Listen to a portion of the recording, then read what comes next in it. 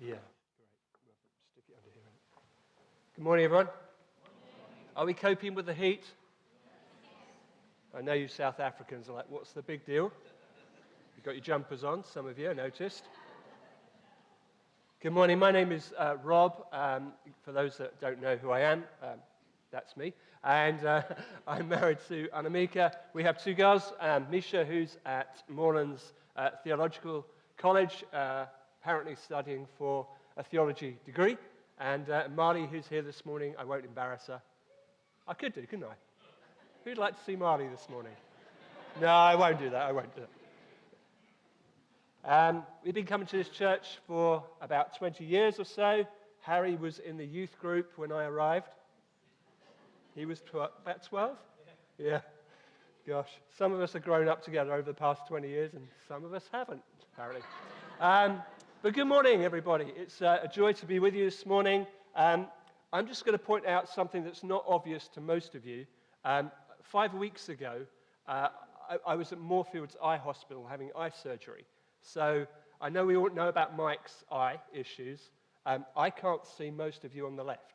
So you've got the morning off. But if you fall asleep and snore, I will be able to hear you, okay? So don't do that to me. So I'm kind of using one eye this morning, and I am wearing a hat occasionally. It's not because I'm trying to look cool and young. It's going to take more than my daughter's Adidas hat to do that at my age. But it just helps cut out some of the lights. And if I have bumped into you over the last 3 or 4 weeks, and you've looked at me and gone, didn't you see me coming? If you're on my left, no. I didn't see you coming. So that's what's happening to me at the moment. So I'm just going to try and plow on, do the best I can. If I kind of stall a little bit, it's just because I'm trying to read, I'm trying to look at you, I'm trying to cope with lights, etc. Enough about me. Let's move on. Some of you were here last week, weren't you? And you might have remembered that Mike mentioned something. He called it the silent revival. Mike got it wrong. It's actually called the quiet revival. And I want to just give you a little bit of encouragement this morning. Have you seen any of these reports? Anyone? Yeah, one or two of you. Okay. The quiet revival is starting to happen in this country. Since 2018, some polls, YouGov polls, are starting to show that 2 million more people are going to church each week. The biggest changes that we are seeing are amongst Generation Z. So if you're in Generation Z, that means you're between the ages of 13 and 28. Can you just put your hand up? I'm not going to embarrass you, but yeah, there we go. There's a few. I know quite a few of them have gone out, and they're helping with their kids' work this morning. But amongst this generation, I know some of you are laughing. You want to be in Generation Z. Some of you are millennials. Some of us are Gen Xers. Some of us are boomers. Yeah, well done, boomers. Good to have you with us as well. But amongst Generation Z, the tide is starting to turn. I think if we go to the next slide, that would be really helpful. There we go. Can you see this? Under 35s in church has gone up from 4%, which, let's admit, was not very great, but it's now at around 16%. Amongst Generation Z, things are starting to change. Did you know that 33% of churchgoers are aged between 18 and 34? That may not sound astounding to you, but I've been part of churches for 40 years, and all I've ever heard about is decline. The church was hemorrhaging people, especially young people. I was a youth worker for 15 years. Can you imagine, 15 years, all I ever heard was young people leaving church? Well, there's something that's starting to happen. 29% of all the students in this country are reading the Bible on a regular basis. Okay? The Times reported that between 2019 and 2024, sales of Bibles went up 87%. Okay? Now, I'm not saying that our churches are suddenly packed with lots of Gen Z people. Okay? It's not that obvious. But there is a tide that seems to be turning. The Gen Z generation are far more spiritually open. If you're a Gen Z and you've got lots of friends, invite them to church because they are far more likely to say yes now than any other generation. And they're more interested in the Bible than any previous generation. So I'm just sharing that with you this morning. It's called the Quiet Revival. Let's be at least positive about this, okay? And encouraged. I think God is doing something. Misha sent me an Instagram post the other day. Friday night in London, 2,000 young people in an all-night worship service on a Friday evening. That's pretty remarkable. I don't think I've ever seen that in my lifetime. So let's be excited for that. Anyway, we're going to get to the story of Abraham. That's what we're in the series about. Before we get to the passage, I thought it might be helpful to do some backstory.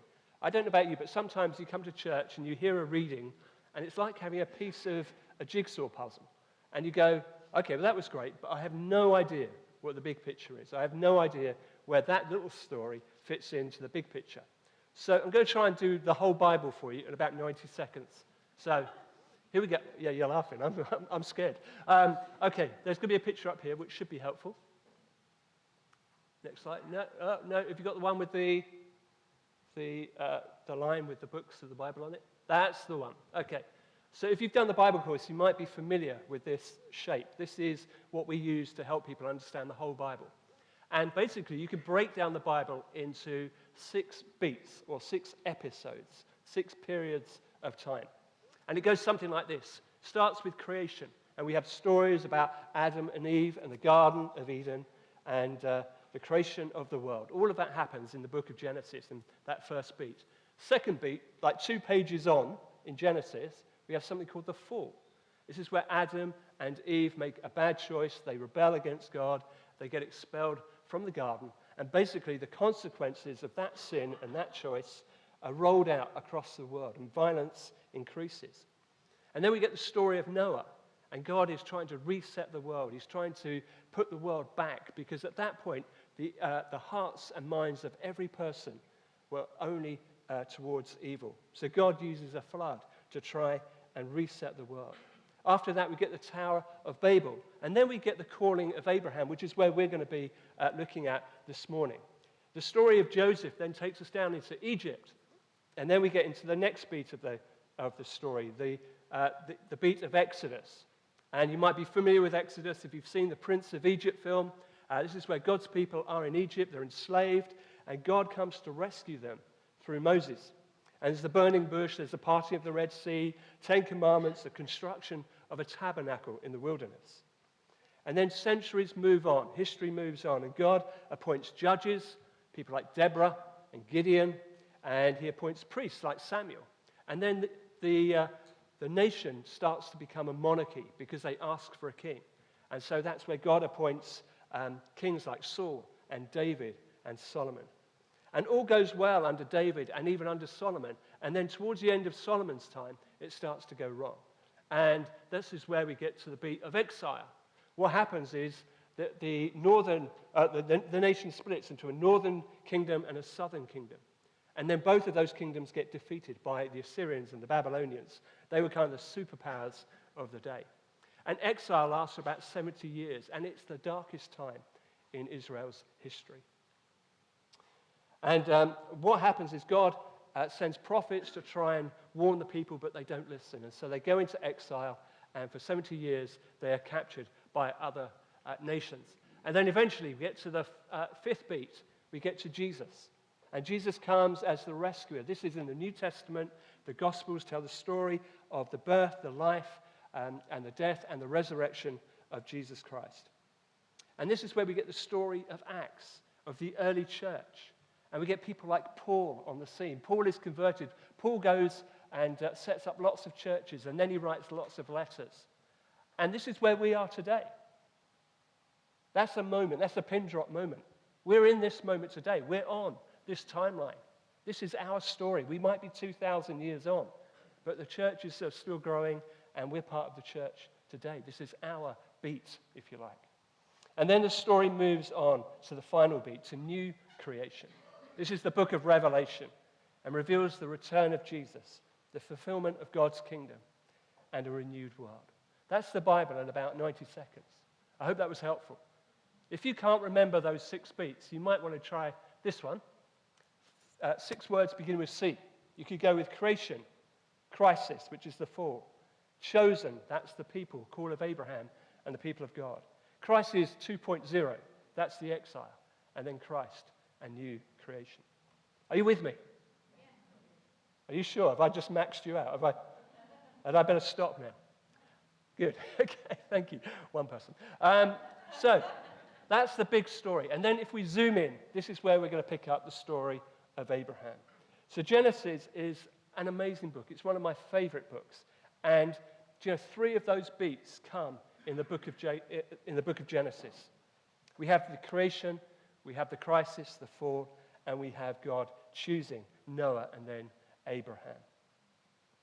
And the call of God moves the call of Abraham moves the story from kind of a global to a very local situation. So all the first part of Genesis is very global, it's big, it's about the world. And then it zeroes in on chapter 12 to Abraham.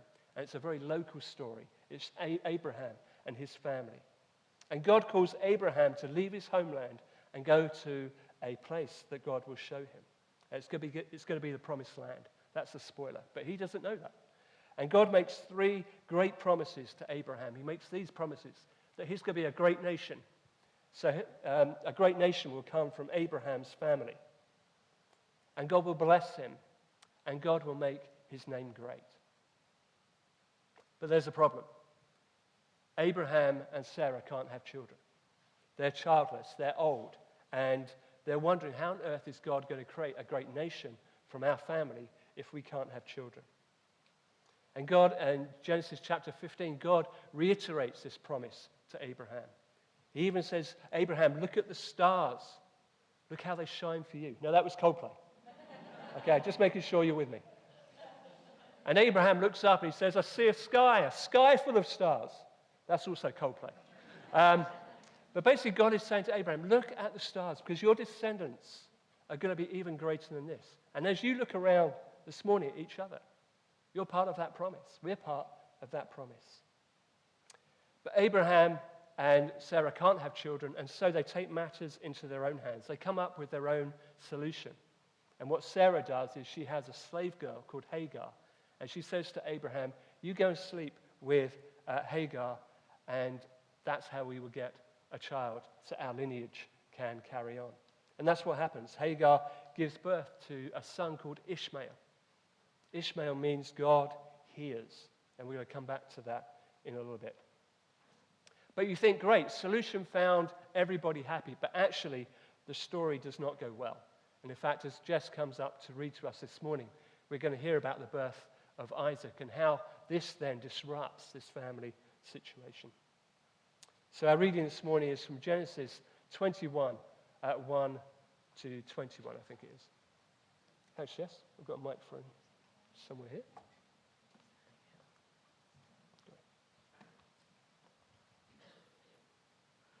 Now the Lord. Can you hear me? No? Oh, you need to press the button. Yes. Hear me now? Yes. Yeah, lovely. Now the Lord was gracious to Sarah, and he had said, and the Lord did for Sarah what he had promised. Sarah became pregnant and bore a son to Abraham in his old age, and at that very time God had promised him. Abraham gave the name Isaac to the son Sarah bore him.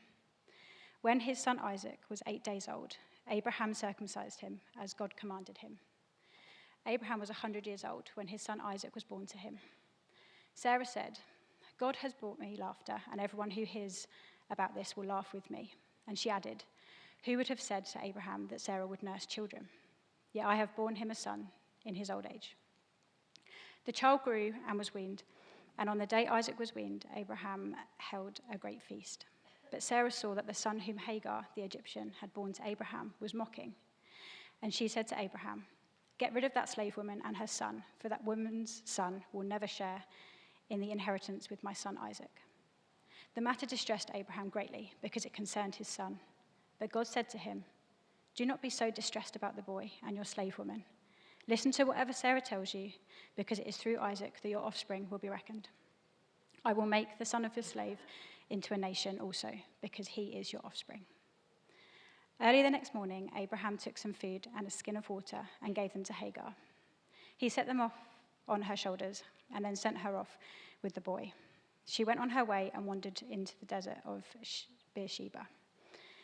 When the water in the skin was gone, she put the boy under one of the bushes.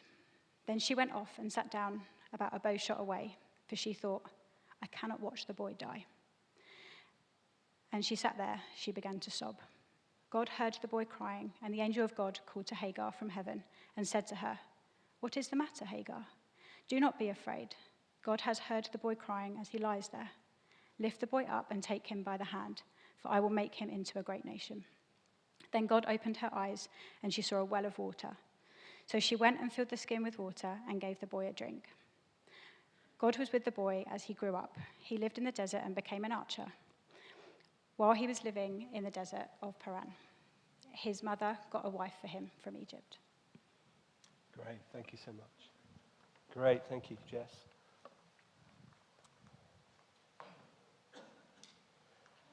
Last year, I was in a sticky situation. I was on my own, and I was stuck, and a man came towards me with a large iron bar. Let me give you some context, because context is really important. I was driving home from work. I'd been in Swindon, and I'd got a puncture. I'd pulled over onto a lay-by, and despite being able to jack the car up and removing the wheel nuts, I could not get the wheel off. It corroded onto the axle. Our car is pretty old. And it wouldn't budge. I sat on my bum trying to kick the wheel off, and it would not budge. It would not move. And I even prayed. I was that stuck. And within a few minutes, not long after, a lorry pulled over. A man got out of his cab, and he walked towards me with this iron bar. Honestly, I didn't know whether he was going to help me or kill me.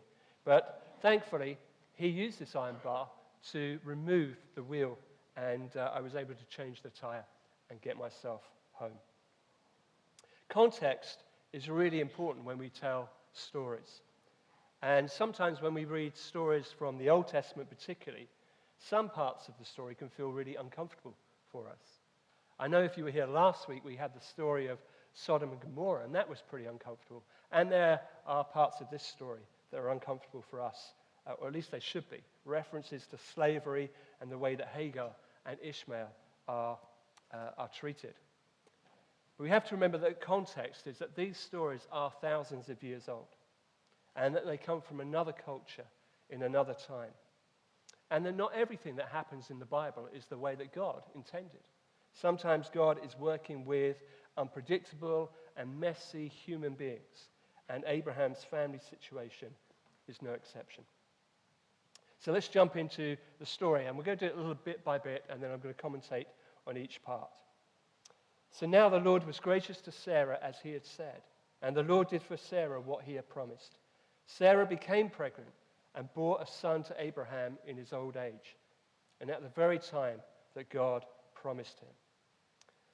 So at last, after decades of waiting, Sarah becomes pregnant and bears a son, just as God had promised.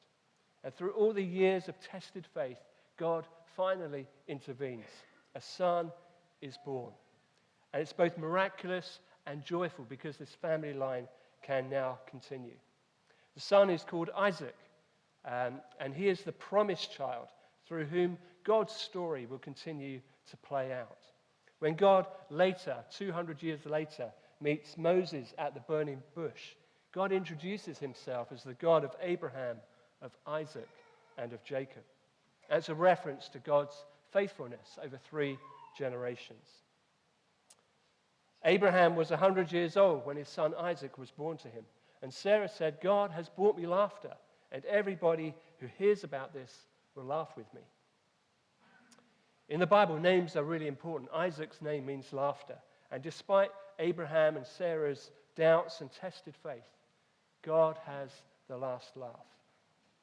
But Sarah's laughter and joy actually doesn't last that long. This is no game of happy families. This is much closer to EastEnders than you realize. There's a simmering rivalry between Sarah and Hagar, between Ishmael and Isaac that eventually is going to boil over. So we have to assume that the child is now a few years older, probably around 3 years of age. And the child is weaned, and on that day Isaac was weaned. Abraham held a great feast. And Sarah saw that the son whom Hagar, the Egyptian, had born, that's Ishmael, Abraham was mocking Isaac. And she said to Abraham, "Get rid of that slave woman and her son. For that woman's son will never share in the inheritance with my son Isaac." Isaac is probably around 3 years of age now. And being weaned was a moment of independence and a rite of passage, and is celebrated with a feast. But at that feast, it's Sarah that notices Ishmael, who is probably around 16 years of age now, and he's mocking Isaac.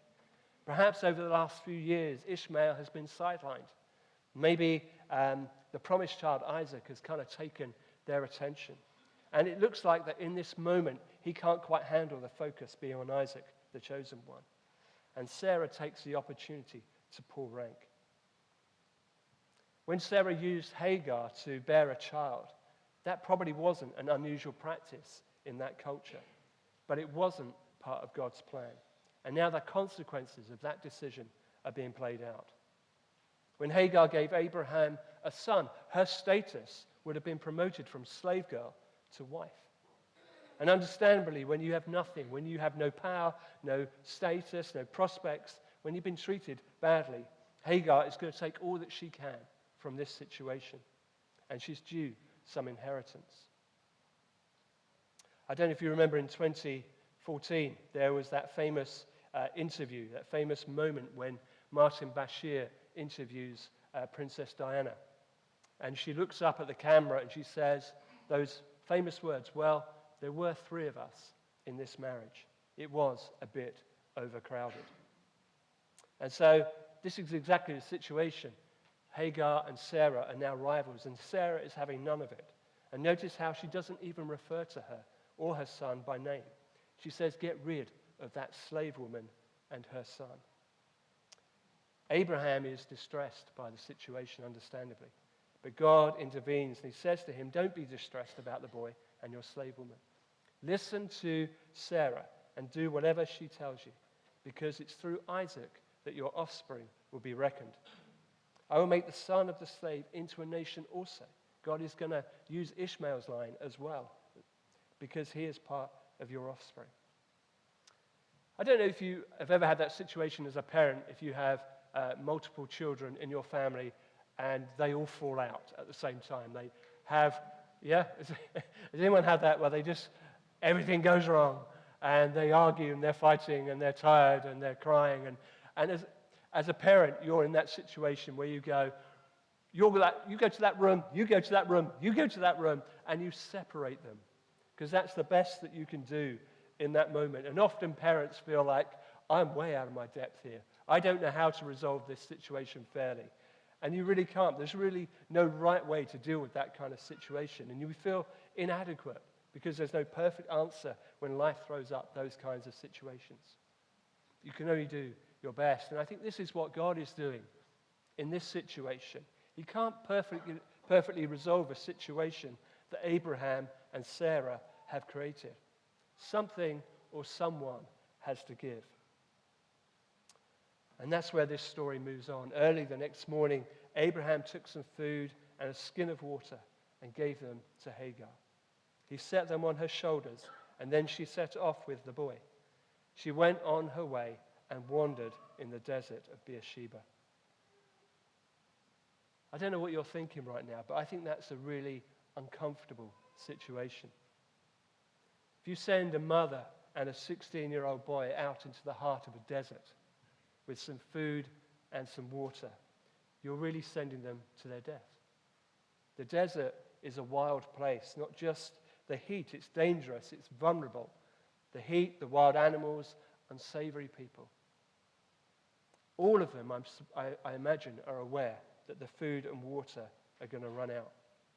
And so the inevitable happens. Maybe a few hours later, maybe a couple of days later, who knows? But the water and the food run out, and things turn desperate and hopeless.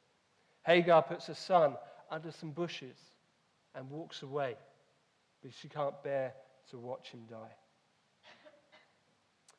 But God heard the boy crying. Remember Ishmael's name, God hears? God heard the boy crying, and the angel of God called to Hagar from heaven and said to her, "What is the matter, Hagar? Do not be afraid. God has heard the boy crying as he lies there. Lift up the boy and take him by the hand, for I will make him into a great nation." So God is involved. God is faithful, not just to Isaac, but also to Hagar and Ishmael. He hears their cries for help, and he rescues them. Notice also the contrast. Sarah calls her that slave woman, but God calls her by name, and he rescues them. From this point on, we don't hear much more about Hagar or Ishmael. Hagar goes on to find a wife for Ishmael in Egypt, and the story now moves on to focus on Isaac, the promised child. But God includes Ishmael to accomplish his plans in making a great nation. How do we respond to this story this morning? As I was thinking about this, it felt like a story of two halves. Faithfulness to Abraham and Sarah over many years, but also faithfulness to Ishmael and to Hagar. There's joy and there's celebration, relief for Abraham and Sarah at this miraculous and long-awaited birth of Isaac. The fulfillment of a promise to a childless, aging couple. And then there's the rivalry, that the loss of another son and his mother Hagar. Whilst this mess was caused by Abraham and Sarah taking control, we see that God is at work, even through a dysfunctional, messy family situation. This was a mess, the unraveling of Abraham and Sarah's decision to take matters into their own hands. But God is at work and can even redeem the messiest of family situations. So take hope this morning if you are involved in a sticky or messy family situation. The second part of this story is really about Hagar and Ishmael being in the wilderness and in the desert, and how God responds and rescues them. I don't know if you're aware of this, but the desert is a biblical, it was a metaphor or an image that runs right through the Bible. The desert is an image actually lots of Christians can relate to. A sense of abandonment or disorientation, a sense of dryness in their faith. How do we respond when we feel alone, when God seems silent and even distant? There are many reasons why we might go through that time. There are many reasons why we have times of dryness and distance from God. But I want to look briefly at three of them. Firstly, we can feel distant from God because we are the ones who have moved. Sometimes we have to admit it's our fault. Sometimes we replace our priority for God with other things. And clearly this is what the Bible calls idolatry, where something else is just more important in our lives than our relationship with God. It can be the pursuit of money and success and greed. It can be a wrong relationship. Thomas Aquinas said that there were four typical substitutes for God. He said they are wealth, their pleasure, power, and honor. Richard Foster, the author, suggests there are three. He simply says money, sex, and power. These are often the three or four things that people go after instead of a relationship with God. When we intentionally put our desires for God, our desires for other things above God, the only remedy we have is to come back to God, to repent, and to make him our priority. Secondly, we might feel distant from God because we're passive in our pursuit of him. Perhaps the word that came to us this morning is relevant to this. Maybe our prayer life has ground to a halt.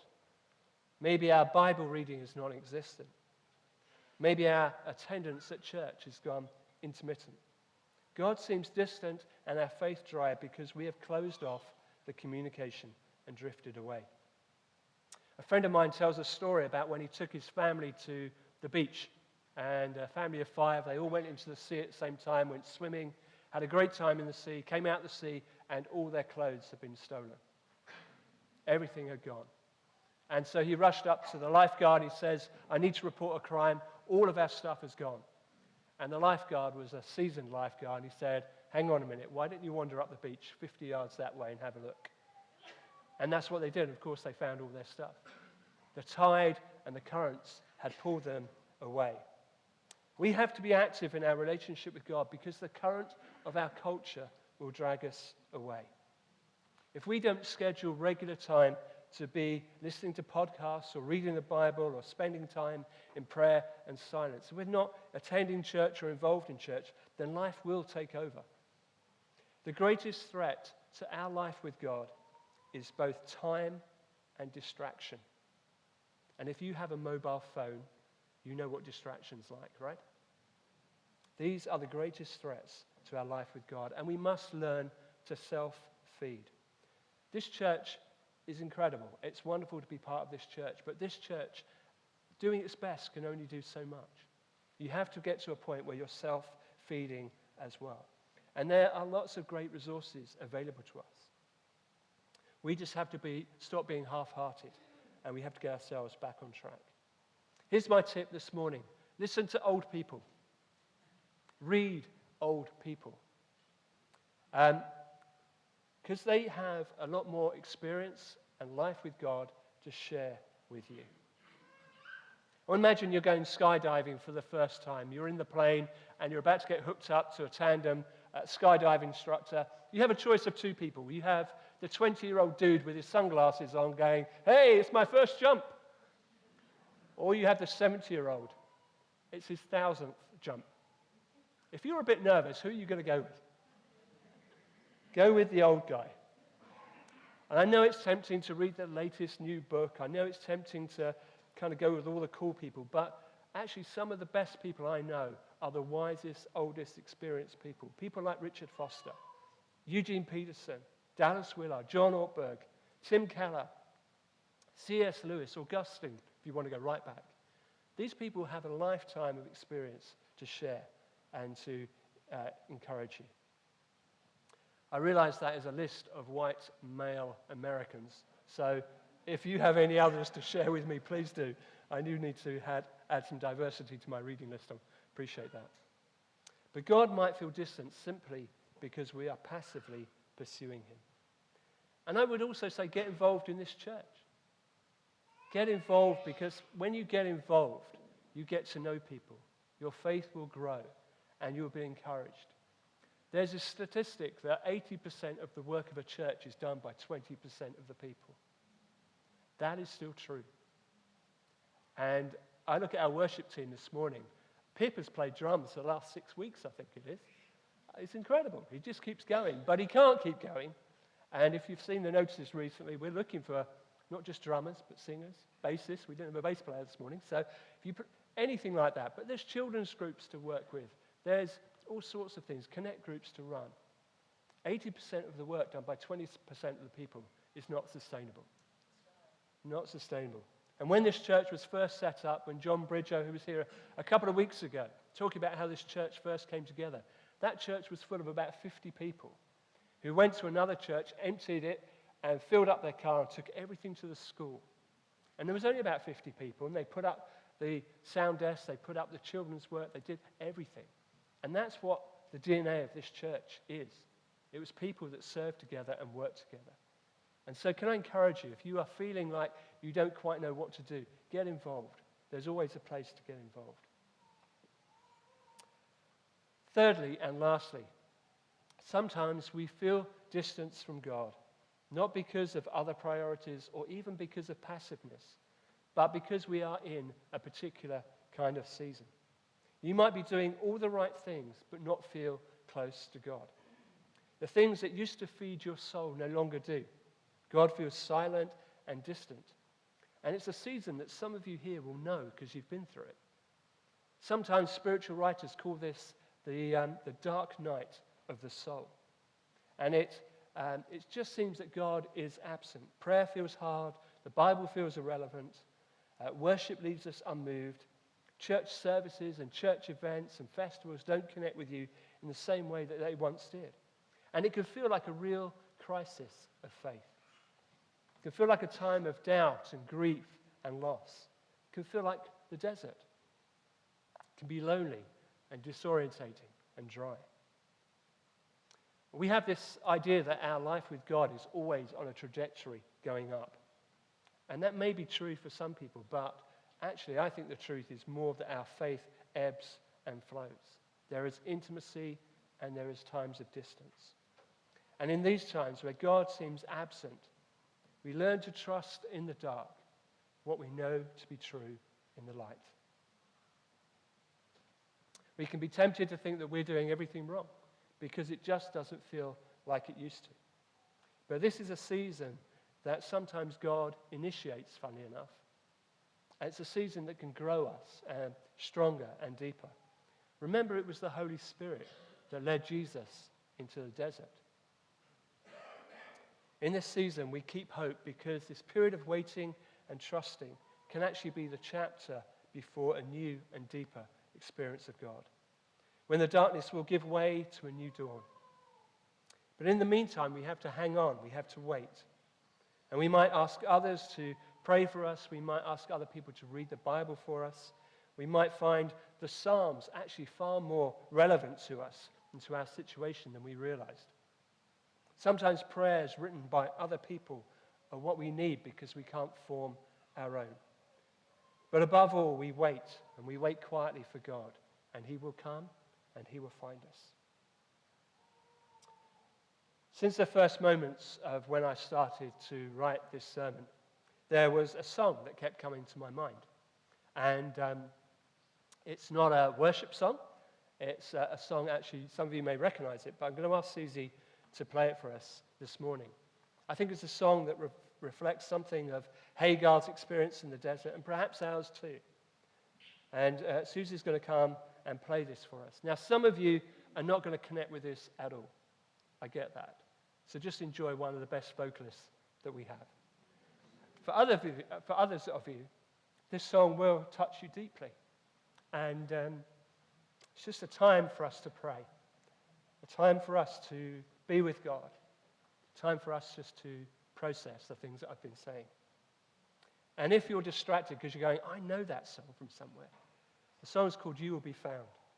And it's from a musical called Dear Evan Hansen. So now you know that, you can just kind of not be bothered by that. But let me invite you to use this time as a time to pray, time to be with the Lord, time to bring to Him, if you're experiencing a season of dryness, to bring your prayers to Him. Or maybe to pray for other people that you know are going through this time.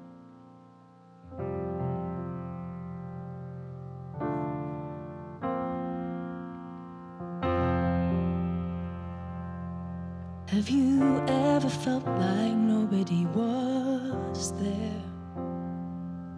Have you ever felt forgotten in the middle of nowhere? Have you ever felt like you could disappear? Like you could fall and no one would hear? Well, let that lonely feeling wash away. Maybe there's a reason to believe you'll be okay. 'Cause when you don't feel strong enough to stand, you can reach out your hand. And oh, someone will come running, and I know He'll take you home. And even when the dark comes crashing through, when you need a friend to carry you, and when you're broken on the ground, you will be found. So let the sun come streaming in, 'cause you'll reach up and rise again. Lift your head and look around. You will be found. You will be